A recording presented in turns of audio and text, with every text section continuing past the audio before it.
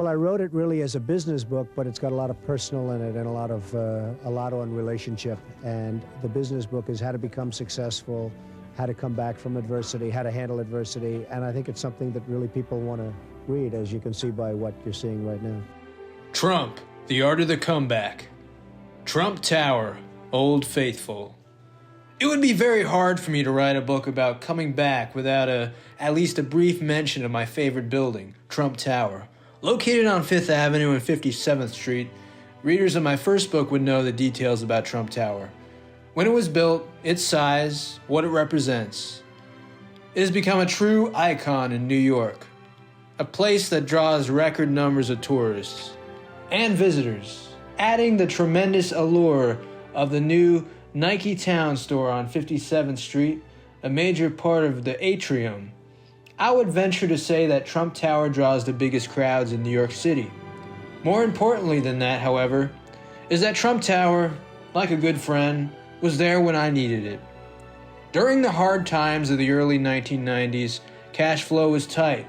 For most real estate developers, most buildings were a disaster, with great amounts of empty space and lots of ugly flowing red ink.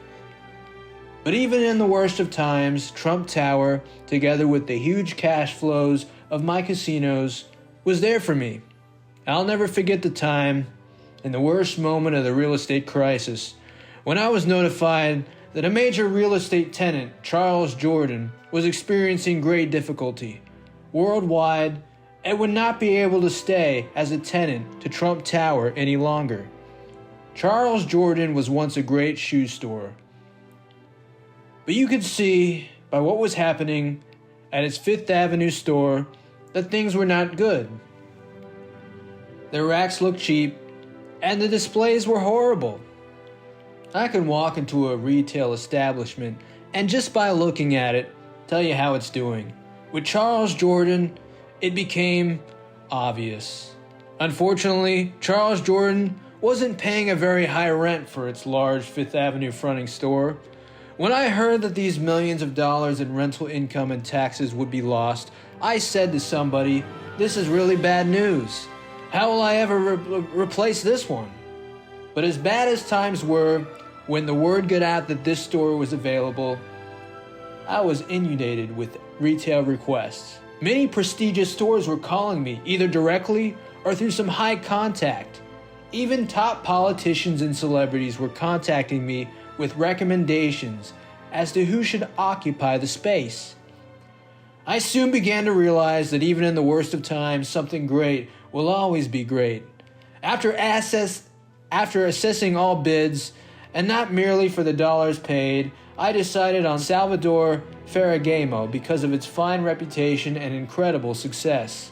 They have since built a tremendous store and are doing fabulous business. And the retail that I lost was, after the fact, insignificant. Trump Tower had come through once again. A similar story happened with Nike. A major portion of the atrium, fronting on 57th Street, was occupied originally by Bonwit Teller. Then the French store, Charles Lafayette, the French representatives of galleries, were extremely arrogant, and it was not long after they rented the store that I realized that this would not be a very successful tenant. They took the very beautiful Bonwit Teller space and rather than fixing it up and quickly opening a new store, decided to do a massive construction job. This in and of itself was good until I saw what they were doing. They stripped the store virtually down to its steel frame to build an almost identical new store, but with lower ceilings, fluorescent lighting, and cheap flooring to replace the marble that had existed for years before. They spent tens of millions of dollars, wasted over a year in construction, and in the end destroyed what could have been magnificent space for a fraction of the cost. I then saw their advertising campaign and listened to as their people proudly announced that Galeries Lafayette would be using designers that I had never even heard of. Not a good sign. At first I figured that they must know something. They must know what they're doing. But I quickly realized that they were playing right into the hands of Bergdorf Goodman, Saks Fifth Avenue, and all the other great retailers who had stores in that part of the town. People don't want to hear about second tier, especially at 5th Avenue and 57th Street. Needless to say, they did terribly right from the start, which is not easy to do at probably the best retail location in the world.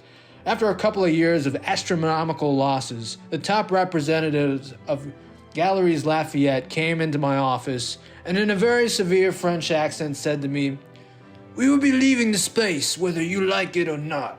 I looked at him and said, "Unfortunately, you have a lease. You won't be leaving so quickly, or certainly, without a major payment." Galeries Lafayette was paying a rent of $3 million a year, which I didn't want to lose in the early 1990s. I also knew, however, this store would never make it. And other than the rent, I was not particularly thrilled about them being in Trump Tower. What I didn't really like, however, was the attitude of the top people telling me that they were leaving, whether I liked it or not, when in fact they had a very strong legal obligation to me. I looked the gallery's rep in the eye again and said, "Listen, I'll let you leave. I'll let you out of your lease, but you have to pay me $50 million. I knew from reading Women's Wear Daily and other trade publications that they were losing tremendous amounts of money in this store. Some estimates were as high as $18 million and more. If you were losing $18 million a year, what does $50 million really mean? It's less than 3 years of losses, and there were 11 or 12 stores left on the lease. He looked at me with a great scorn and told me that he would never pay to get out of his lease, but I knew that he would. The following week, he came back to see me and offered a package that amounted to many millions. I almost fell out of my chair. It was the last thing I ever thought I would see at the world's best location, a tenant paying that much money to terminate its lease. We worked out the deal, but even prior to working it out, I wanted to see what opinions were, what the options were, and I began looking for new tenants. What materialized was really amazing. Nike Town had been looking for years for a great showplace, a museum of what is probably the hottest brand in the world. They could never build what they envisioned in any other city, but New York, it was special, and they decided to go forward and make me an offer I couldn't refuse. The rent was far greater than what I was getting in Galeries Lafayette, and on top of that, they wanted to rip down the entire store, which didn't really fit their needs, and build a brand new one. A Nike megastore.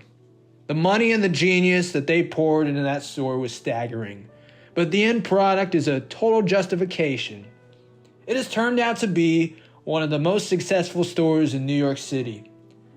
And I have the wonderful tenant paying lots and lots of rent. Again, Trump Tower came through for me.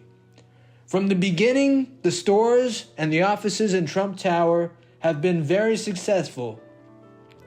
In every way, and certainly beyond even my wildest expectations, the apartments in this 68-story building are occupied by some of the greatest names in the world and sell for amounts that are out of this world. While the casinos are bigger and throw off far more cash, it's always been really nice to have my friend Trump Tower chugging along and hitting home run after home run. Every time someone leaves Trump Tower, they are replaced with a better tenant paying more rent.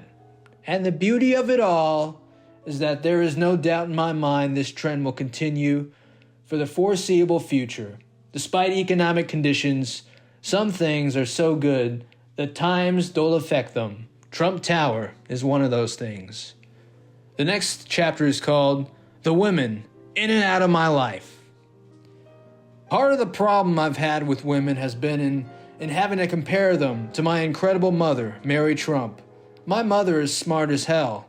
I remember once, a long time ago, my sister Mary Ann, a highly respected federal judge in New Jersey, told me that my mother is one of the smartest people she ever met. At the time, it didn't really make much of an impact on me, and I didn't really understand why she said it. All I knew was my mother was really great, a really great homemaker and wife, and friend to my father, Fred, a wonderful guy, but not the easiest person to be married to. But now I fully understand why Mary Ann made that statement, and it is 100% true. In a soft and beautiful way, my mother has always been able to make an impact. As a younger woman, she was a great beauty, but her inner beauty was even greater. I got lucky in having Fred and Mary as parents. I could not have done any better. I grew up in a very normal family. I was always of the opinion that aggression, sex drive, and everything goes along with it was on the man's part of the table, not the woman's. As I grew older and witnessed life firsthand from a front row seat at the great clubs, social events, and parties of the world, I have seen just about everything. I began to realize that women are far stronger than men. Their sex drive makes us look like babies. Some women try to portray themselves as being the weaker sex, but don't believe it for a minute. If I told the real stories of my experiences with women, often seemingly very happily married and important women, this book would be a guaranteed bestseller, which it probably will be anyway. I'd love to do a tell-all using names and places, but I just don't think it's right. Now, I respect Geraldo Rivera. Nobody covered the O.J. Simpson case with far more verve or flair than Geraldo, and I really like him very much, but I've been on his show and he is a total professional. But when he wrote a book describing his sexual conquests in great detail using names and places, I was really disappointed. And I would be willing to bet that if Geraldo had ever to do it all over again, he would not have used those names. What happens in the bedroom is very private. It is not supposed to be exploited by either partner, exposed by either partner. But Geraldo is right in that lots of things do happen, things that are very surprising, and things with women whom you'd least expect, you'd least suspect. I remember attending a magnificent dinner being given by one of the most admired people in the world. I was seated next to a lady of a great social prestige and wealth. Her husband was sitting on the other side of the table, and we were having a very nice but extremely straight conversation. All of a sudden, I felt her hand on my knee, then on my leg. She started petting me in all different ways. I looked at her and asked, "Is everything all right?" I didn't want to make a scene in a ballroom full of 500 VIPs. The amazing part about her was who she was, one of the biggest of the big. Then she asked me to dance, and I accepted. When we were dancing, she became very aggressive, and I said, "Look, we have a problem. Your husband is sitting at the table, and so is my wife." "Donald," she said, "I don't care. I just don't care. I have to have you, and I have to have you now." I told her that I'd call her, but she had to stop the behavior immediately. She made me the promise, and I did. When I called her, I just called her to say hello, and that was the end of that. But the level of aggression was unbelievable. This is not infrequent. It happens all the time. One woman who was also socially prominent was getting married and had bumped into me on Fifth Avenue while she was exchanging wedding gifts. Well, I saw her. I had my limousine nearby, and I asked if I could give her a ride back to her apartment on Park Avenue. I said absolutely. She said absolutely, not even suspecting that within 5 seconds after the door closed, she would be jumping on top of me, wanting to get screwed. I said, "You're getting married next week, and I'm going to your wedding." "I don't really care," she said. "I never liked him that much anyway, and you know that." I was really in a quandary because she's a truly great-looking woman and a sexy woman. Women have one of the great acts of all time. The smart ones act very feminine and needy, but inside they are real killers. The person who came up with the expression, "the weaker sex," was either very naive or just had to be kidding. I've seen women manipulate men with such a twitch in their eye, or perhaps another body part. And I've seen some of the roughest, toughest guys on earth, guys who rant and rave at other tough guys and make them cry, and yet they're afraid of their 120-pound girlfriends or wives. I know a man who makes a mincemeat out of almost any man he looks at.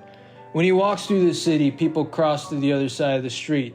He's afraid of no one, and became very wealthy and very powerful with this attitude. But when his 5'2" wife calls him and screams at him that he's always late for dinner and it's better to not happen again, he rushes out of the office without a moment's hesitation, shouting, "Donnie, I have to go. She's gonna kill me. I swear she's gonna kill me." There's nothing I love more than women, but they're really a lot different than portrayed. They are far worse than men, far worse aggressive, and boy, they can be smart. Let's give credit where credit is due, and let's salute women for their tremendous power, which most men are afraid to admit they have. Most men think that they have me figured out.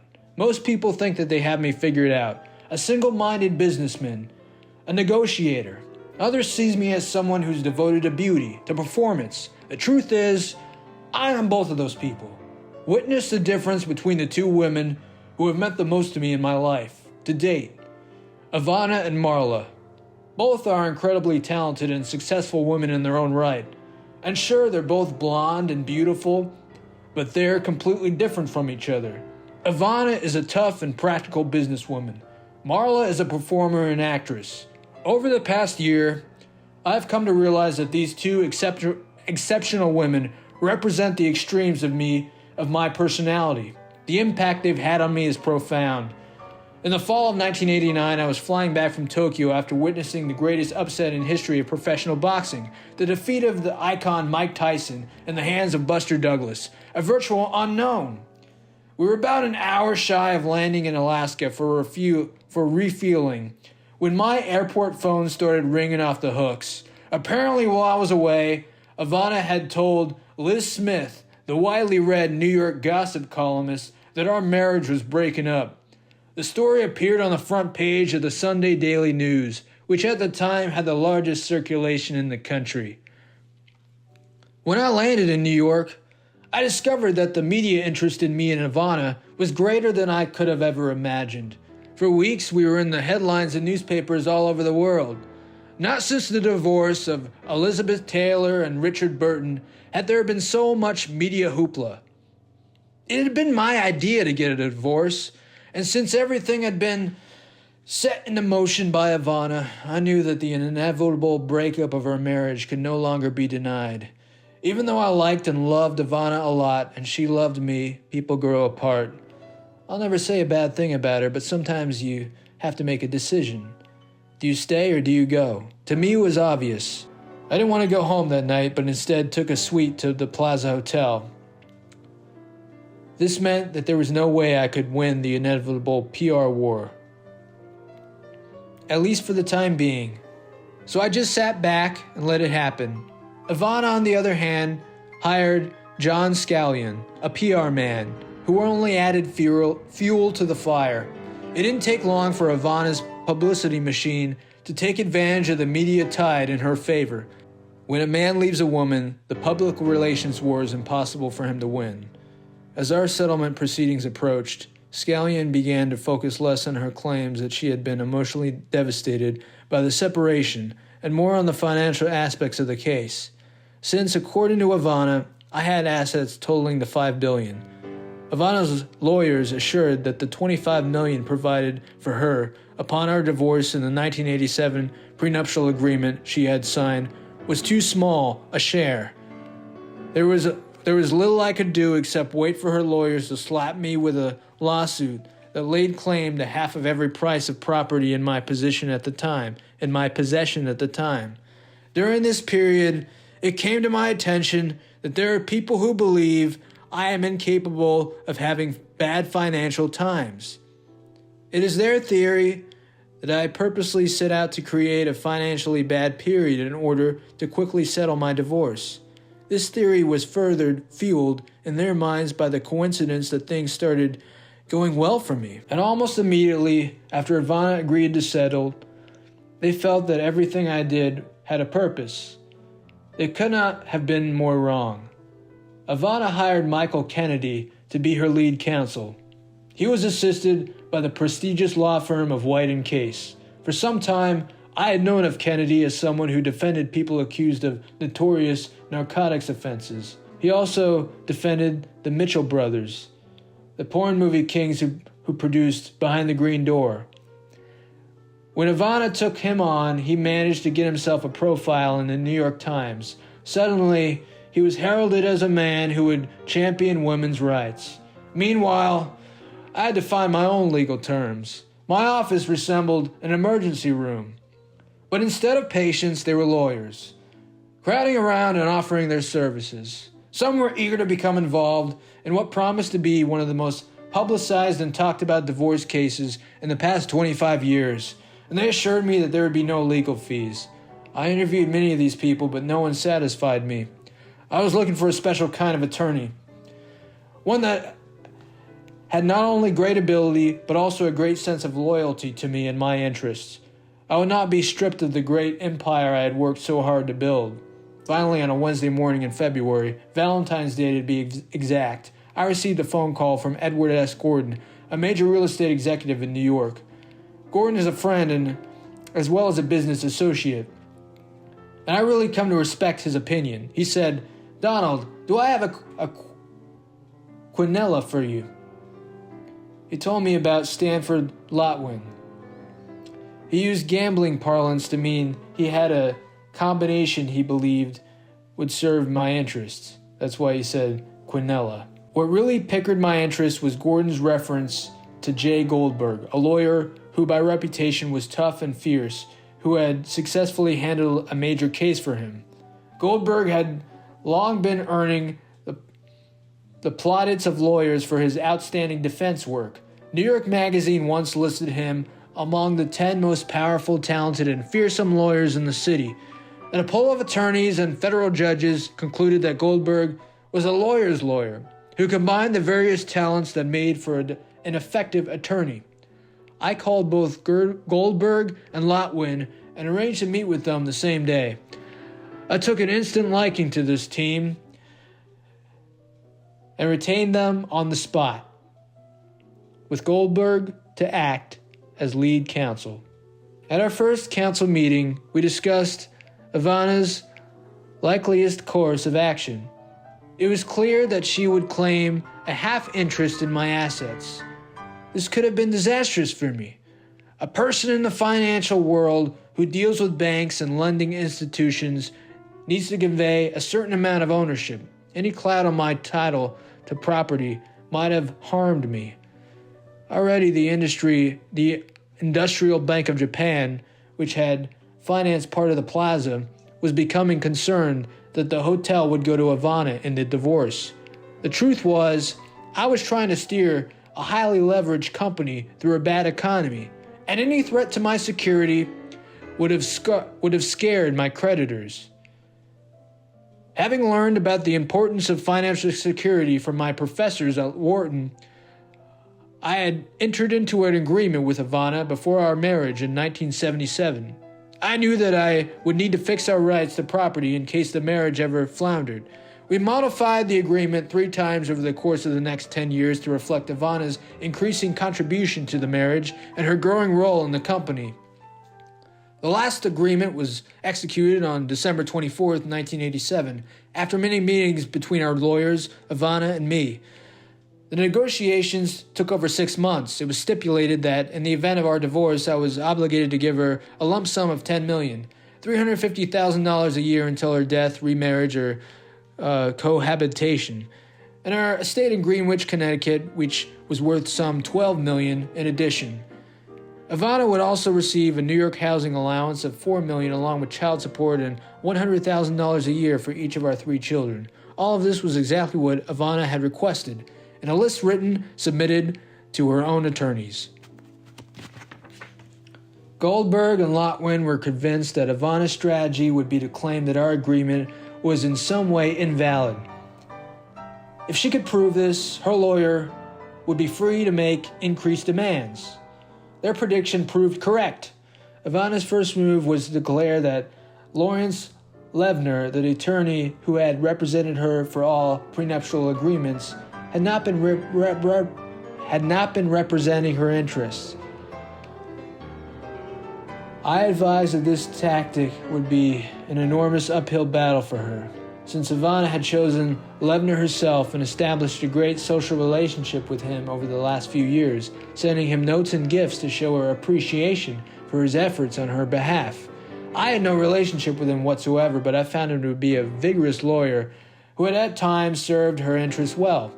I recalled that Ivana, who had consulted with a Canadian lawyer before she signed the March 1977 contract, but I had no information regarding his name or location. Goldberg, knowing how lawyers operate, realized that this guy might have sent her a bill after realizing that he had conferred with a woman who later married Donald Trump.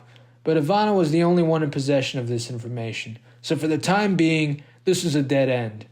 I simply couldn't understand why Ivana was willing to engage in an expressive lawsuit challenging the validity of her contract, since she had received perfectly sound legal advice, since she had the counsel of her own choosing with whom she consulted every step of the way, and she signed a document stating that she fully understood the terms. This was not a woman who had been forced at the last minute to sign something she didn't want to understand. She didn't understand. My lawyers assured me that during meetings in February, March, and April of 1990 that my legal possession was secure. Goldberg said that Ivana's attempt to break the agreement would be as effective as using a feather to knock down a skyscraper. In the meantime, there's a human side of the case that upsets me very deeply. The press coverage throughout this entire time was so intense that I felt there was a serious risk to the emotional well-being of my children. So statements about my relationship with Ivana have hurt my family and me. So many statements. The press was vicious and mean throughout the entire divorce. They never let up. I remember one horrible article in Vanity Fair, of course, totally untrue, and I claimed I was repulsed by it. Ivana, after she supposedly had cosmetic surgery on a certain part of her body, it claimed I was repulsed by it, by a certain part of her body. Just for the record, all parts of her body were beautiful. At first, I was going to sue because it really seemed unfair. Then I realized that if I did, I would bring more attention to a lie, and most people hadn't even read it. I really didn't know what to do. I didn't even know whether to call Ivana. The statement had been made so hurtful. How was she able to know that it was totally fake? In the end, I chickened out and I just didn't call. I figured she would never believe me anyway. But for the record, I never said it. Never even thought it. It was a total lie. Ivana's a good woman, and for her to be hurt by a malicious story is just sad. Another example of such negligent reporting came with the infamous Post headline where Marla was attributed as saying about me, "the best sex I ever had." I guess I could have taken it as a great compliment, as many friends advised me to. But I knew what it was, a cheap shot aimed at hurting everyone I cared about. It's amazing to me that journalists would sink so low to completely disregard human feelings. How were Ivana and the kids supposed to react to such a low blow? Besides, the feelings of those involved, the coverage was just a disservice to the public. Important and historical events were unfolding in South Africa and Russia at the time. Nelson Mandela was being freed, and the tabloids were reporting on my personal misfortunes. Ridiculous. It was obvious that the Post was perpetrating the material in order to boost circulation, and it succeeded. They sold the hell out of that issue, and you couldn't buy it anywhere. I suppose the public's fascination with us had to do with the times. Ivana and I represented a look, an age, a style, a certain success. Everyone seemed to be attracted to it. I was supposedly the youngest billionaire at the time, and Playgirl had recently declared me to be one of the 10 sexiest men of the decade. I was one of the few men to ever grace the cover of Playboy. It stands to reason that my own personal life was newsworthy. The press had me linked to dozens of other women. But as a friend so aptly stated, I couldn't have built my empire if I was having that kind of action. It was incredible, being intimately associated with women I'd never even heard of. Women themselves, some very famous, were linking themselves to me. I guess they wanted some of my publicity. They were calling. Their agents were calling. It was a circus. It was sick.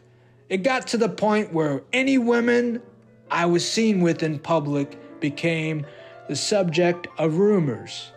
To be honest, some of the rumors had some truth in them, but the stories were usually too far. They went too far. Innocent women such as Peggy Fleming, who I barely know, but have long admired her gifts as a professional athlete, found themselves at the center of unfounded scandals. To make matters worse, some people took advantage of the hype just to get their own names in the papers. Even Madonna, a master of hype in her own right, got in on the act. When media speculation about my personal life was at its height, I attended a dinner honoring the legendary Diana Vreeland, which was held at the Plaza. Madonna arrived, dressed beautifully, except for the combat boots, and mentioned to one of my managers that she wanted to say hello to me. I stopped by her table shortly afterwards, and she introduced me to her boyfriend and her dancers, who she said were all big fans of mine and wanted pictures and autographs. We all chatted for a short while, and I thought that was the end of it. When I read the New York Post the next day, I was furious to see a fabricated story that I claimed I had asked Madonna out only to be turned down cold.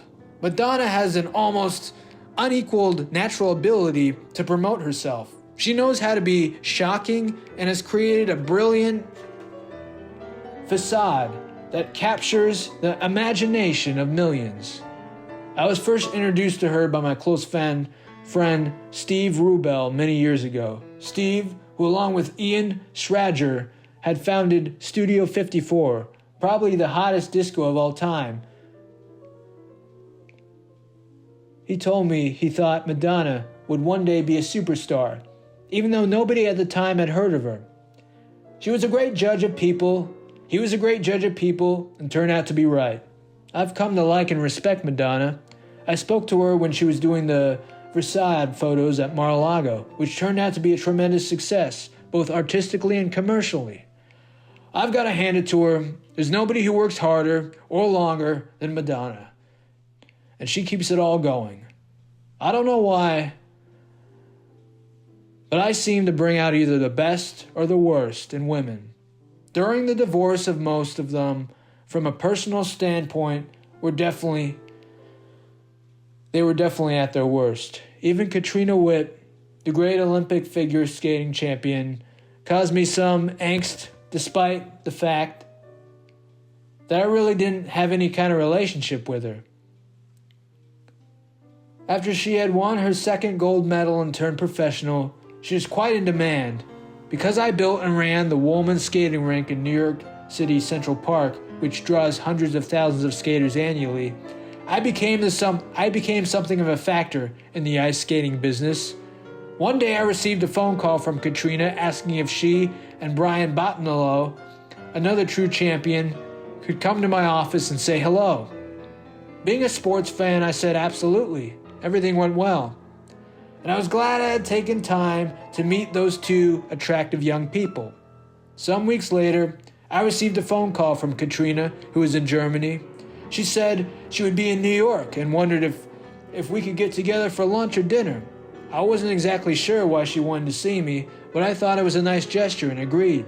We had a very pleasant lunch in my office, and that, I thought, was that. However, Katrina got in touch with me a few times and invited me to see her opening night performance at Madison Square Garden. I had also attended the party celebrating the show with a friend. At one point, Katrina asked me what I thought of the evening. I told her that while I liked her skating, I thought the music she skated to was horrible. In fact, the crowd much preferred Brian Botaniello's performance to hers. I know you really want to be artistic, but you really ought to choose music that's more mainstream, something more people will enjoy. Katrina was not pleased with my comments, and I could see her glance, that steely German temperament. After that, every article written about Katrina Witt included claims that I had asked her out, and she turned me down. Finally, this lie turned up in a People story. The truth was that I had absolutely no interest in Katrina Witt, so I decided to take action. I wrote the following letter to People, and it was published in the next issue. Each and every time a story is written about Katrina Witt, my name is mentioned as a spurred suitor. The truth is that I hardly knew her except that on 2 occasions she came to my office, the first time with Brian Bottenlow, and the second time with her agents in order to have lunch to discuss endorsements. After that, I was deluged with calls from Katrina asking me to go out with her. I have an abundance of witnesses, but I have no interest. She then invited me to a skating show at Madison Square Garden and to a party after the performance, at which, because of my disinterest, she was very rude. Everybody is spurned at some time, but in this case it was not Katrina. It was Katrina, not Donald. Not surprisingly, I've never heard from Katrina again, nor was my name mentioned with hers in any future stories. I actually met her fairly recently doing an ice show at the Taj Mahal, and she was very nice, but I can't forget what she did. Another strange incident began one night at a party given by a gentleman who owned a very nice apartment in New York. Numerous attractive people were there, but I especially noticed one pretty lady in particular, whose name was Kim Alley. While the group was interesting, it wasn't very interesting, and somehow Kim and I spoke for about 15 minutes. One of the most interesting things about this lady was her nickname. Everyone called her Alley Cat, and she was wearing a cap with Alley Cat written beautifully atop. I thought, this is very nice, very interesting, a bit wild, and certainly with good names being somewhat scarce, interesting. As I was leaving the party, I said goodbye to Alley Cat and China Club and another large group of people, and headed with my group to the China Club on the west side. While there, I noticed that Alley Cat had arrived with another group. I paid no attention to her. The next day, I was in my office, working diligently, when I had received a phone call informing me that a woman was having a news conference announcing that she was my new girlfriend and that we were very much in love. I didn't know what was happening. It immediately became a huge story, garnering front-page headlines in the Daily News and the New York Post, and television coverage all over the world, like no one would believe. John Casablanca is the head of Elite Models, who was actually prepared to sign Alley Cat based on the fact that he and I were friends and the incredible notoriety that the press had given her, was not pleased when he didn't know that the story wasn't true. I was interested because at the time, Marla and I were getting along beautifully, and this would not encourage the continuance of a great relationship. What was I to do? I had this new beautiful but crazy girl going around saying that she was my new girlfriend, and that Donald Trump is a great kisser. Everybody, including Marla, took this at face value. It was so preposterous that nobody believed it. It could all be made up. Alley Cat was riding high. After 2 days of this, I got a call from Geraldo Rivera, inviting me to be on a show entitled, as I remember, The Lives and Times of Donald Trump. I declined. Before hanging up, however, I asked him who would be on the show, and he named the people, including many gossip columnists, and last but not least, my new girlfriend, the newly famous Alley Cat. This intrigued me, and although I was very busy that day, I told him I would make a phone call to the show in order to confront her. When I did, I challenged her, essentially saying, "Come on, Alley Cat, you know this isn't true." She absolutely broke down on the show, almost immediately, and admitted the scam. I felt amazed at my abilities of persuasion. I felt like Perry Mason must have felt during the last 5 minutes of his many trials. Alley Cat was discredited after that program, and I never heard from her again. Quite naturally, she was never hired by John Casablancas to be an elite model. I don't know why I bring out this craziness in women, but somehow I do. And it's not always pretty. As I said before, my primary concern was the pain these stories generated by negligent reporting caused by my family. So despite what I believed to be the strength of my case, I told Goldberg to offer Kennedy $50 million to settle quickly with Ivana. My hope was to head off any full-fledged legal battle and insulate my children from further media attention. Unfortunately, there was no doubt in my mind that Kennedy wanted the lawsuit to go forward. If he won the suit, it would have been an opportunity to put his criminal work behind him and enter a new field in which he could get enormous amounts of publicity. But at what expense? I had spoken to him on a number of occasions, often asking him to deliver messages to my wife, only to talk to her later and have her act as if she hadn't gotten the message. I was becoming increasingly suspicious and wondered what his motives were, and it came as no surprise when Jay told me that Kennedy had rejected the $50 million. He had demanded a lump sum of $150 million and threatened to have the 1987 marital agreement set aside to tie up my financial interests for years. As soon as Kennedy refused the offer, Goldberg said to him, "You'll rule the day you turned your back on $50 million and ignored the interest of your client." Jay agreed with me that Kennedy had his own agenda. On May 3rd, 1990, Ivana brought a lawsuit against me. It would prove to be a costly mistake for her. One of the main allegations of this lawsuit was that Ivana had been duped into signing the first prenuptial agreement in 1977. She claimed that she had been unfamiliar with the English language and argued that if the first agreement was invalid, all subsequent agreements should be declared invalid since they were the fruit of the first. The problem with this position was that I knew Ivana had a full understanding of the language back in 1977. Also, she had a lawyer at her side during all stages of the negotiations. As far as the agreements that followed our marriage were concerned, it seemed to me that they stood independently. Ivana's role in the business during the years of our marriage had steadily increased. She had become proficient at analyzing financial statements and acted as a chief executive officer at Trump Castle Hotel and Casino in Atlantic City, before becoming president of the Plaza Hotel. Everybody who met Ivana was impressed by her understanding of financial matters.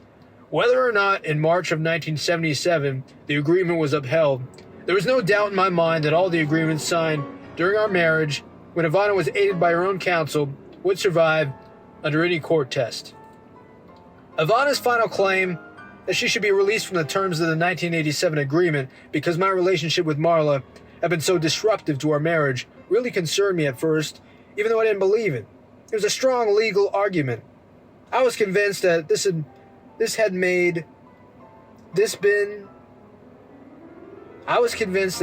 been made part of the case to afford Ivana and her attorneys an opportunity to explore the extent of my relationship with Marla and to embarrass me.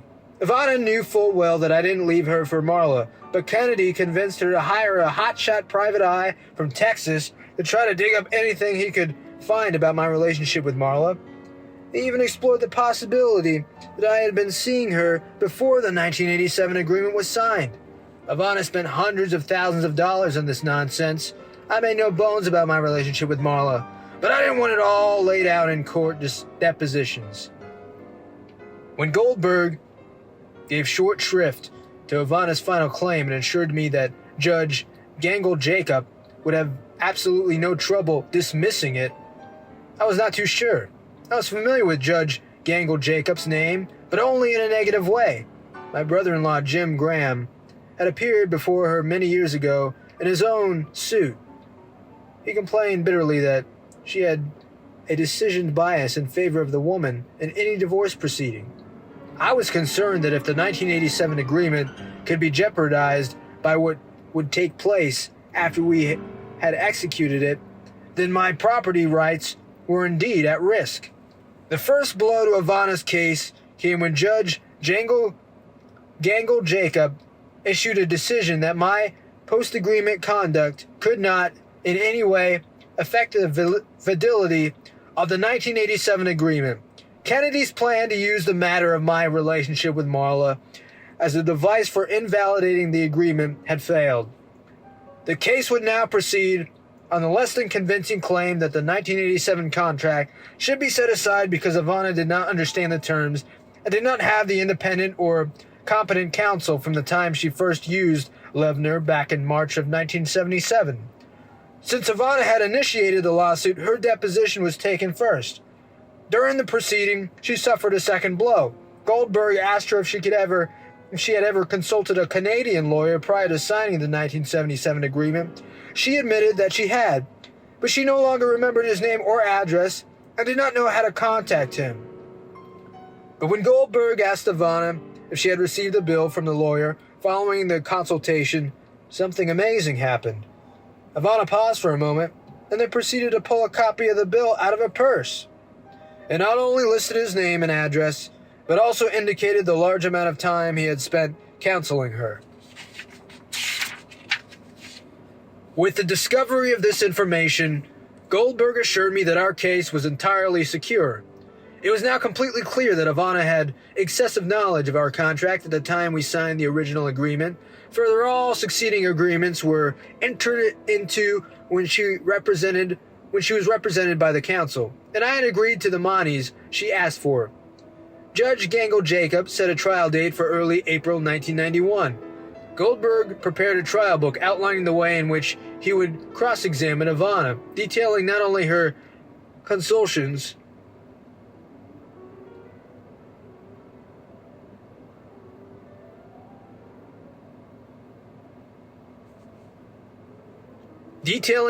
her meetings with lawyers prior to signing each of the agreements, but also her close relationship with Levner. Many witnesses were found to testify that Ivana was proficient in English as far back as 1977. All of her friends and associates knew she was a woman of independent mind, and because she had been in the business world for so many years, she had particular knowledge of financial matters. I firmly believed that there was no way we could lose this case, and that Ivana would be bound to accept the monies provided for in the 1987 agreement. Finally, she accepted the terms of our agreement.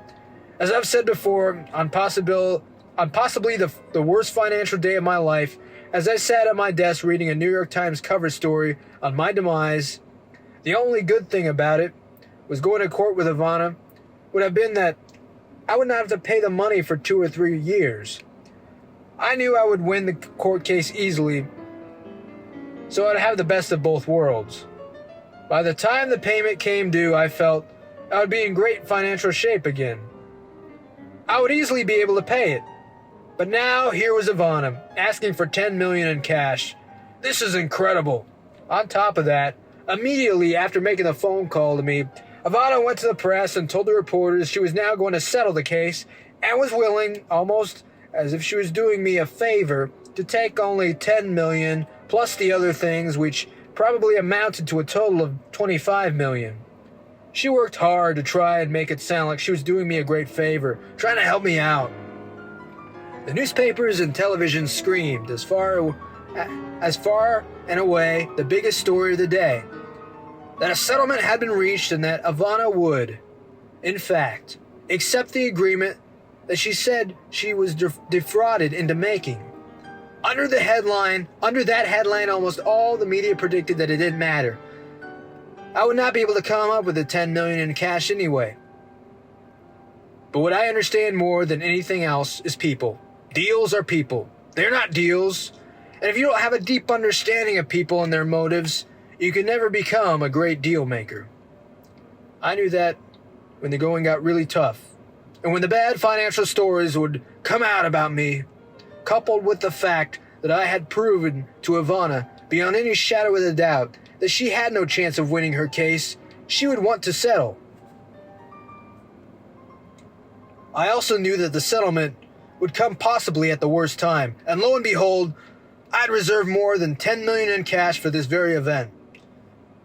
While this was a tough time for everyone, and very few people had large amounts of cash, I knew the day would come when I would receive the call. I want my money. I also knew, however, that the ship could sink, and I could be left with nothing. I wanted my children protected, and yes, I wanted Ivana protected.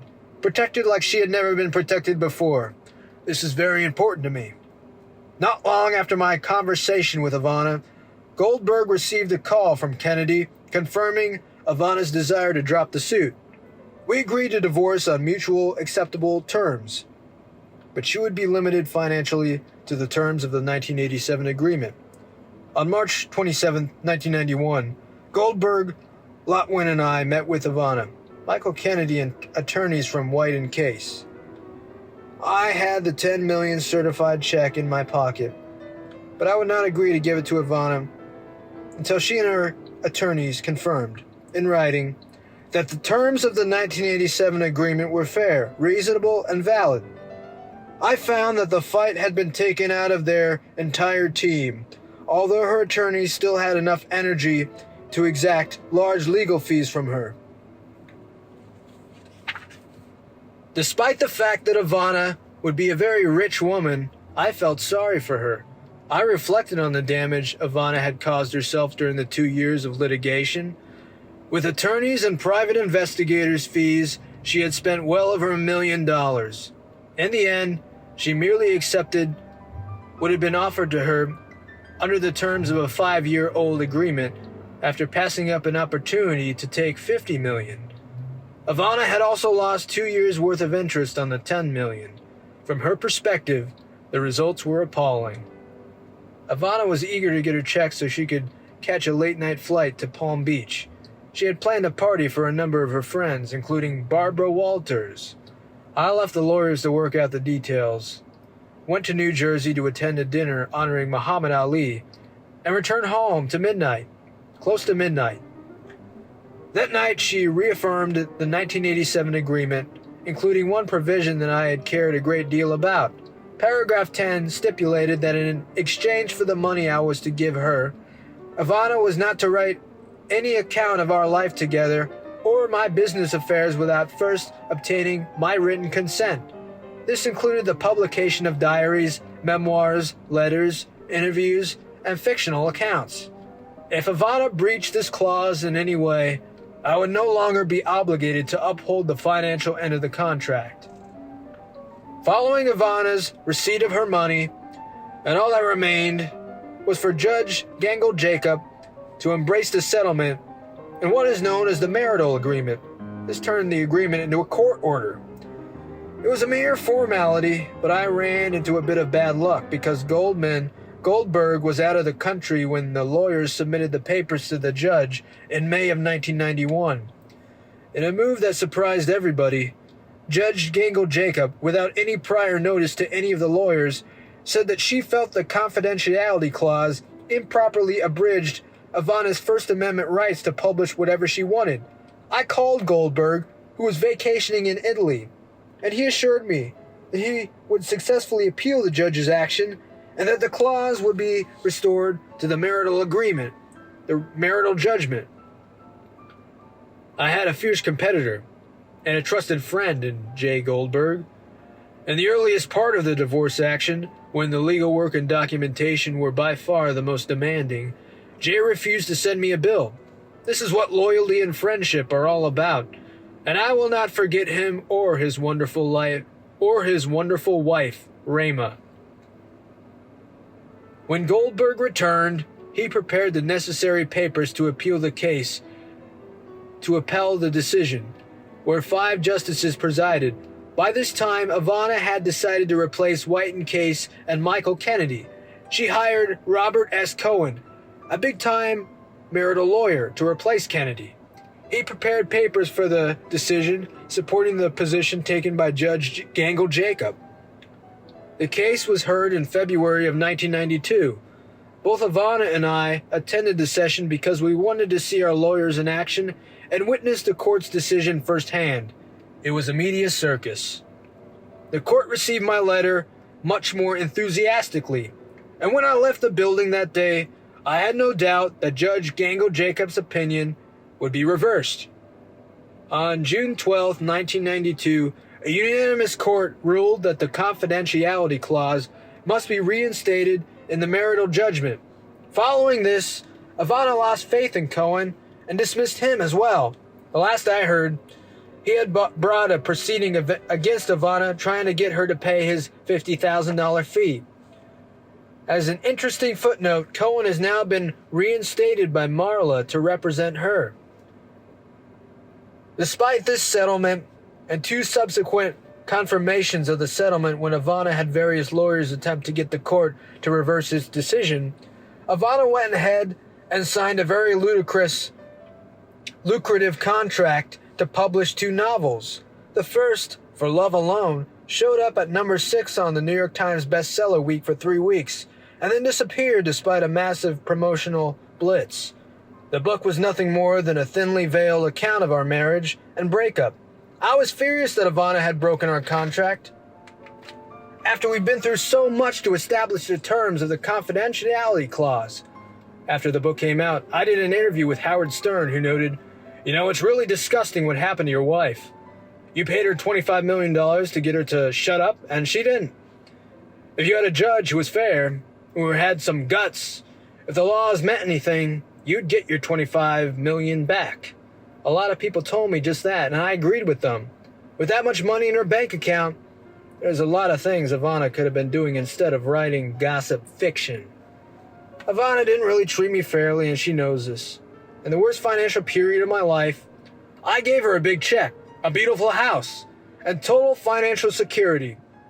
I didn't have to do it. I could have delayed to a point where no money would have been paid, or at least a lot less. I didn't want to do this. I wanted to make sure that she and my children had total financial security. Despite this, before the settlement and documents were even dry, Ivana built a small cottage industry on my back. She would appear on talk shows and make speeches about how other women should follow her lead. She would talk about how she survived, when in actuality, all I did was pay what I agreed to pay and live up to every inch of the agreement. All I did was act honorably and make sure that my family was protected. I would laugh as I watched Ivana on Larry King and other shows telling other women the how-tos of getting divorced and living life afterward. On these shows, I would see women left with 4 or 5 children whose husbands had moved to another state. Some husbands would just disappear, leaving their wives stranded with no money. And there sat Ivana in her fancy dress, all paid for by me, telling these women how to live. What also upsets me about Ivana is her little business.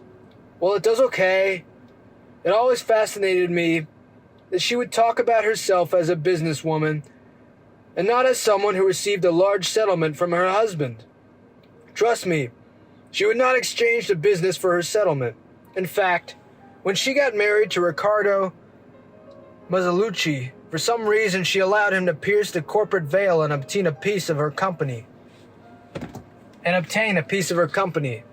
Why she did this, I don't know, but if we were dealing with something large and powerful, that certainly would have not happened. Ivana never gave me credit for how good I was to her. She tried to minimize to almost nothing everything I did for her. She claimed she made all the money through business, which is total nonsense. Ivana always calls me when she needs help, like with her boat and her breakup. And then, after I get her straightened out, she forgets to say thank you. Ivana said that she would never use the name Trump. However, she didn't need it. She would solely go by Ivana. However, she's referred to as Ivana Trump, and even during her marriage to Mazzalucci, she tried to play down the name Trump, but when going by Ivana alone, it didn't work. She immediately switched back. Worse, after telling everybody she wouldn't use my name, she came out with a book with the name Ivana Trump in big letters, right on the front cover. She realized soon, very soon, that the Trump name is a great big asset. Despite all this, I still think that Ivana is a very kind and good woman. I also think that she has the instincts and drive of a good manager. She is focused, and she is a perfectionist. Without a doubt, Ivana is a great mother and an okay businesswoman. When people break up, it is rarely one person's fault. More likely, it's a joint effort. In the case of our breakup, while it is perceived to have been my idea, there are always many reasons. If you don't look forward to going home at night, perhaps the marriage just doesn't work. My big mistake with Ivana was taking her out of the role of my wife and allowing her to run one of my casinos in Atlantic City, the Plaza Hotel. Well, she did an excellent job at both. I could have hired a manager who was also going to do a very good job. The problem was, work was all she wanted to talk about. When I got home at night, rather than talking about the softer subjects of life, she wanted to tell me how well the plaza was doing or what a great day the casino had. I really appreciated all of her efforts, but it was just too much. I worked from 6 o'clock in the morning until 7 or 8 at night. To come up and hear more was just not tolerable. And Ivana just wouldn't stop. She had so much energy, and it wasn't simply, we had a good day today. She had to relate everything that happened during the day in detail. And then everything that was planned for the following days and weeks. I will never again give a wife responsibility within my business. Ivana worked very hard, and I appreciated the effort, but I soon began to realize that I was married to a business person rather than a wife. It wasn't her fault, but I really believe it wasn't my fault either. It was just something that happened. After the divorce settlement, I began to restructure my empire. But during this crucial time, another important event was unfolding. My relationship with Marla began to develop and grow. There were several misunderstandings on the way, leading to a series of breakups and subsequent rekindlings. The main issue of contention between us was that Marla wanted to be married as quickly as possible. I, on the other hand, still had my doubts, and my doubts proved to be well-founded. At the time my marriage with Ivana ended, most people were misled by the press into thinking that it was Marla who caused the breakup. What really served as a catalyst to the separation, however, was the death of 3 of my top executives in a helicopter incident in October of 1989. The morning of the tragedy, they met with me in my Trump Tower office, then left to fly down to Atlantic City. It was unbelievable. They were sitting right in the front of my desk in the morning, and then an hour later the chopper went down. I would have been with them if it wasn't for the fact that that afternoon I was meeting, and I could not easily break with a guy I truly hated. Now when I see this man, I always profess my love, who says there's no such thing as luck. The whole experience showed me how short and fragile life is. It also made me take stock of my personal life. Ivana and I had been growing apart for a long time, and it just seemed like it just took something like this, something drastic, for one of us to truly notice it. I suppose that's what prompted me to accept that the marriage was over when I received the news of the press leak on the way home from Tokyo. Strangely enough, it was another tragedy that led to my decision to marry Marla. Despite my love for her, the problems I had with my previous marriage made me a bit gun-shy. Marla is beautiful and talented. Her role on Broadway and the Will Roger Foley's was enough to make not only me but the public realize that she was a good actress. The reason she stopped performing in this role was a nice one: the birth of our daughter, Tiffany. However, despite her wonderful qualities and our beautiful child, marriage still seemed far off. One day something happened to change all this. The Long Island Railroad was assaulted by a crazed gunman who fired on a car full of passengers. Once again, I was reminded of the fragility of life. Everything can end so quickly, so abruptly. Marla had always been there for me. She had always loved me. Shortly after this horrible incident, Marla and I got married. Since my previous divorce settlement had caused such a strife, I asked Marla to sign a prenuptial agreement negotiated by Stanford Lotwin, the attorney who had been so helpful during the proceedings. It was obvious that Marla was opposed to the agreement, but she also understood why it was so important to me. She had a lawyer review its contents in great detail and agreed to the provisions set forth in the agreement. Our wedding date was set, December 20th, 1993. The wedding was beautiful. The ceremony was held at the Trump Plaza and performed by Reverend Arthur Calinaldro. He tried his best to keep it traditional and religious despite the hundreds of press photographers waiting outside. More than 1,000 friends and family members attended. Traffic around the hotel was backed up for blocks. No one could get through. White orchids abounded in the great ballroom where the wedding took place. Chamber music played as everyone waited for Marla to walk down the aisle. And when she did, she was radiant. She was wearing a white Carolina Herrera dress and a 2 million diamond tiara designed by Harry Winston. After the wedding, everybody moved into the reception room. They were amazed by the cake. It was 6 feet tall, made of 19 individual cakes, each one filled with vanilla cream. Every detail was attended to. The wedding was one of the biggest of our time. The caviar alone cost me over $60,000. I'm happy to say that the wedding and reception were a complete success. The food and the champagne were magnificent. Because we knew there was no way our guests could finish this feast, Marla and I decided to reach out to the less fortunate. The leftovers, more than 500 pounds, were donated to the Macaulay Mission, where those in need dined on steaks, salmon, lamb, shrimp, beef, ribs, and caviar. My marriage to Marla lasted 3.5 years. Sadly, like so many other couples these days, we drifted apart. Our lifestyles became less and less compatible. We wanted different things. Marla was content when it was just her, Tiffany, and me. I, on the other hand, realized that business needed to be taken care of constantly. When two people have such a difference in opinion regarding the lifestyle they want to lead, there is no longer any reason to stay together. I hope Marla and I will never go through the strife that Ivana and I endured, but who knows? I learned my lesson well. The provisions in case of our separation were clearly spelled out. Tiffany will be more than amply provided for. It can never be said that my children are not my first priority. Ivana and Marla both taught me a great deal about myself and my interests. The personal relationships I've had with both can never be fully understood by anybody, despite the fact that they have been dragged through the press. One thing I have learned: there is high maintenance, there is low maintenance. I want no maintenance. As for now, I've decided to take a break from romance.